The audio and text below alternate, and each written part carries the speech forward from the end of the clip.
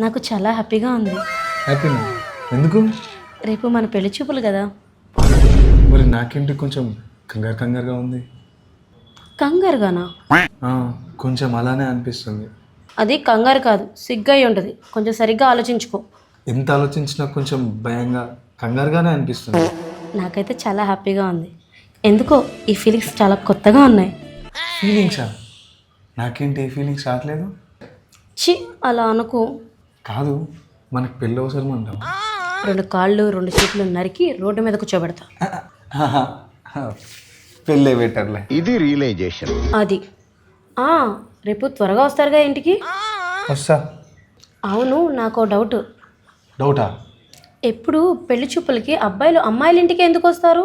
మేకను బలిచ్చేటప్పుడు గుడికే కదా తీసుకెళ్తారు. అది నిజమే కదా.